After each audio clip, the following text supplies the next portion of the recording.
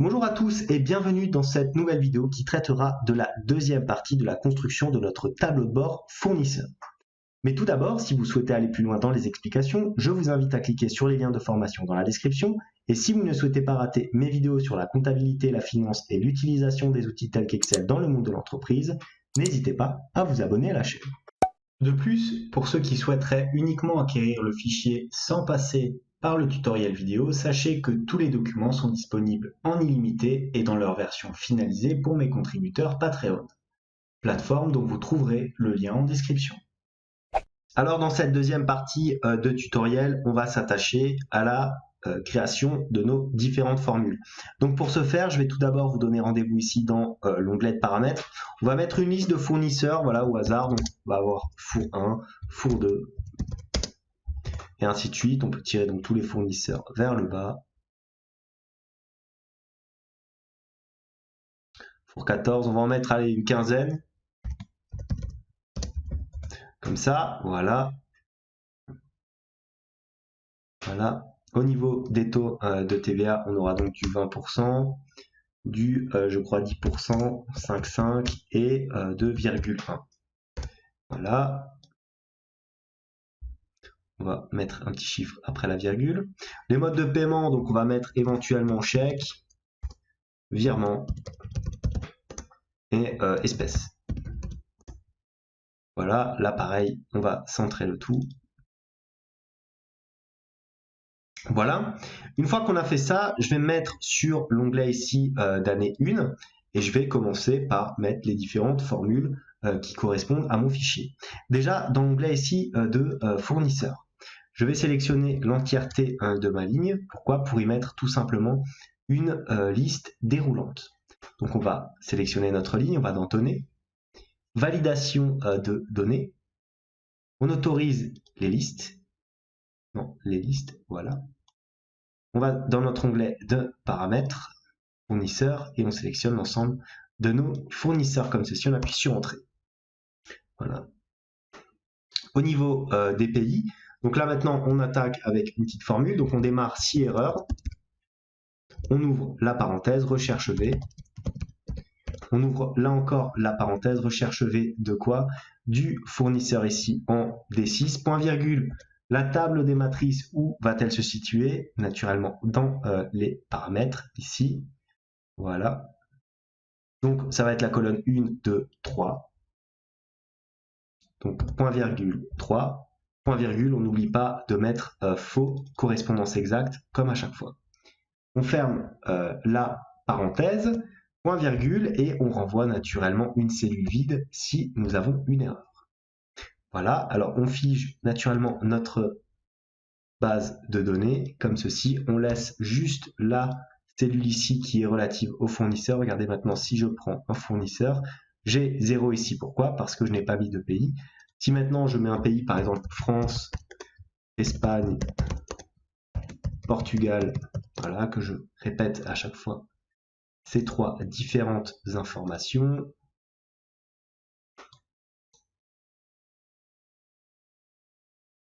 Voilà, comme ça, je me retrouve bien directement avec le pays correspondant qui apparaît. Voilà, Portugal, France, Espagne. Voilà. Donc maintenant que j'ai fait ça, je vais faire un petit copier-coller de l'ensemble de ma formule sur tout mon petit tableau. Voilà, donc clic droit, copier la formule. Voilà. Donc maintenant, on continue. Dans le montant hors taxe, là, bon, pas de formule, hein, c'est à remplir naturellement par l'utilisateur. Le TVA, la TVA, le taux, pareil, ça sera à remplir par l'utilisateur, mais via, là encore, une petite liste déroulante. Comme ceci, donc on va dans Données, validation de données, on autorise la liste, et on va sélectionner l'ensemble de nos montants de TVA. On appuie sur OK, voilà. Maintenant, regardez, je peux bien sélectionner les différents montants. D'ailleurs, je vais peut-être mettre la cellule en gris, voilà, pour rester dans le même thème. Voilà. Le montant de TVA, alors lui, ça va être calculé sous cette forme-là. Donc, on va mettre une petite conditionnelle. Donc, si on ouvre la parenthèse, si quoi? Si un B6 ici est égal à une cellule vide, alors on renverra naturellement une cellule vide. Dans le cas contraire, qu'est-ce qu'on va faire? On va faire tout simplement le montant ici hors taxe fois le taux. Donc on aura G6. On ferme la parenthèse, on appuie sur Entrée. Voilà. Une fois qu'on a fait ça, alors là, pas besoin de figer des cellules, hein, puisqu'on va recopier le tout vers le bas via un copier-coller formule. Coller formule. Là.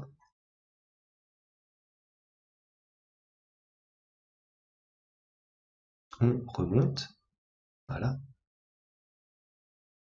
Pour le montant TTC, là, c'est la même chose. Donc si B6 est égal à une cellule vide, alors on renvoie une cellule vide, sinon on fait tout simplement F6, le montant hors taxe, plus tout simplement H6.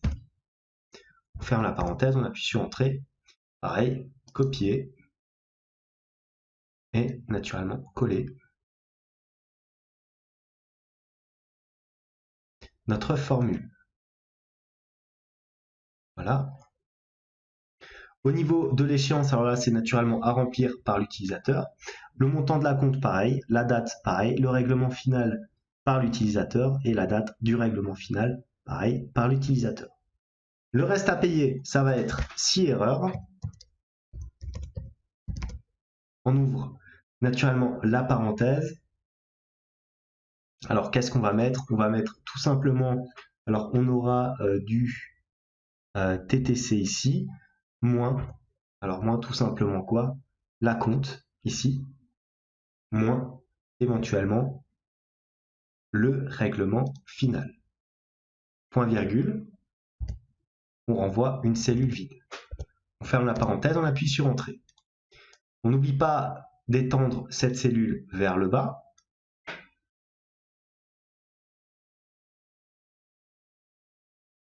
Clic droit, on copie naturellement notre formule. Maintenant le retard. Alors le retard va se faire via une formule un peu plus spécifique de date diff, mais on commence là encore et comme à chaque fois avec un petit si erreur. On rajoute une conditionnelle à notre si erreur, conditionnelle très simple.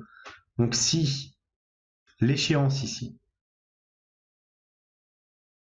est égale à une cellule vide, alors on renverra une cellule vide. Sinon, on va utiliser la fonction cachée date diff comme ceci. On ouvre la parenthèse. Qu'est-ce qu'on va prendre comme donnée? On va prendre J6 ici, point virgule, N6, la date du règlement final, point virgule. Et là, on va sélectionner un D parce qu'on veut le retard en jours. Ferme la parenthèse deux fois, point virgule. Et voilà, on clôture comme ceci. Une fois qu'on a fait ça, on copie et on colle l'ensemble de notre tableau. Voilà, on va sur la colonne tiers, clic droit, coller en formule. On a presque fini. Maintenant, il nous reste naturellement à sélectionner ici les différents modes de paiement, relativement simple, et vous l'avez sûrement compris, nous allons y intégrer une liste déroulante. Donner liste. Je vais sélectionner mes différents moyens de paiement et j'appuie sur OK. Voilà, je peux donc sélectionner tous mes paiements. Une fois que j'ai fait ça, alors ça va être très simple, je vais sélectionner l'ensemble de mon tableau. Je vais faire un petit CTRL-C.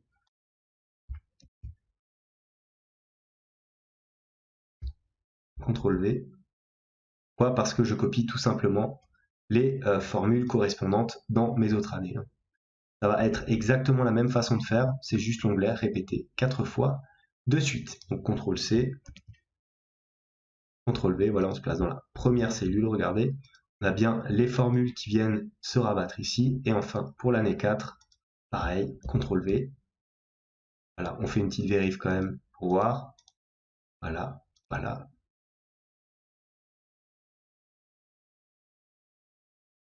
Et voilà.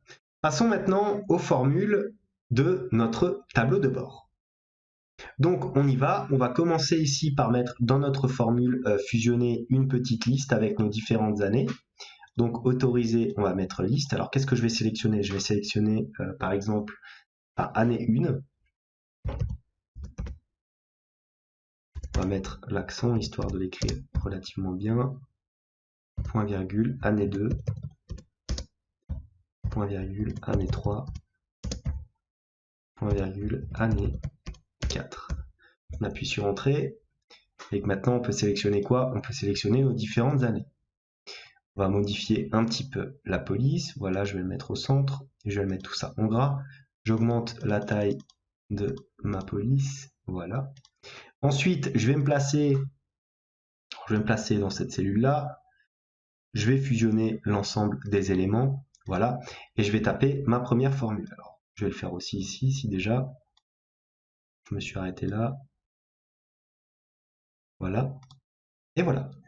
Alors, ma première formule est égale si, première condition, nous avons là notre cellule L1 est égale à année 1. Point virgule. Dans ce cas-là, qu'est-ce qu'on va faire? On va tout simplement faire somme. On ouvre la parenthèse de l'année 1,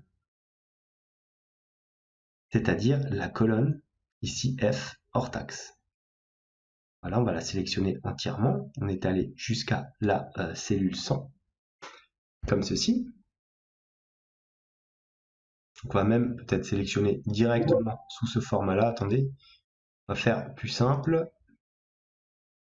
On va faire somme. Allez, dans année 1, et on va sélectionner comme ça F. Voilà. Comme ça, c'est un petit peu plus propre au niveau de la formule. Point virgule, si j'ouvre la parenthèse L1 est égal, vous l'avez compris, à année 2, on ferme les guillemets, point virgule, on aura quoi? On aura somme. Alors là, on peut recopier directement tout ça, donc CTRL-C, CTRL-V, on peut le recopier dans la formule, somme année, cette fois-ci c'est pas année 1, c'est année 2. Comme ceci, voilà. Point virgule, qu'est-ce qu'on va avoir? Vous avez compris, donc du coup, l'année 3, voilà, on peut recopier ça, CTRL-C, CTRL-V, sauf que naturellement, on aura année 3, voilà, année 1, année 2, année 3, voilà, et enfin, point virgule, on aura somme, dans les autres cas, de, du coup, année 4, tout simplement.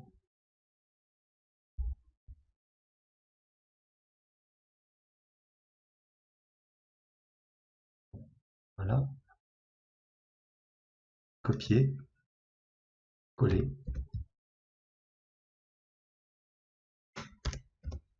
Année 4, comme ceci. Alors, peut-être pas le faire comme ça, parce que si je mets année 4, si je mets pas de conditionnel sur l'année 4, le problème c'est que s'il n'y a rien dedans, il va me mettre automatiquement l'année 4. Donc je vais peut-être quand même le forcer à faire. On va mettre du 4 ici, et du 4 ici, comme ça, voilà. Maintenant, je ferme la parenthèse normalement. Alors, je dois la fermer 1, 2, voire 3 fois, comme ceci. J'appuie sur Entrée. Alors, j'ai une petite erreur de formule. On va voir s'il m'a corrigé tout ça comme il le fallait. Je vais naturellement augmenter la police. Le tout en gras. Donc maintenant, on a sélectionné l'année 1. Est-ce que mon montant en F est relativement juste? Si j'ajoute un montant ici, mettons que je mette 10 et 20, je me retrouve bien avec 30. Si je sélectionne maintenant l'année 2, j'ai 0. Si je rajoute ici 20 et 20, j'ai combien? J'ai bien 40, donc ma formule fonctionne. J'augmente naturellement la police, voilà. Alors qu'est-ce que je vais faire? Je vais placer tout ça dans un format monétaire qui me plaît un petit peu plus. Voilà, on est sur du 40 €, donc voilà, on va peut-être un petit peu baisser parce que ça sera plus que 40 €. Voilà, donc on est sur une police 48, donc on peut directement reprendre la même mise en forme ici, avec du gras. Voilà, donc maintenant on va s'attaquer à la deuxième formule, donc sous le même schéma que la première. On démarre avec un si erreur, cette fois-ci on va calculer la moyenne du retard des paiements. Donc c'est le même principe, sauf que cette fois-ci, au lieu d'utiliser une somme, on va utiliser tout simplement la moyenne. Si on ouvre la parenthèse, L1 est égal à année 1,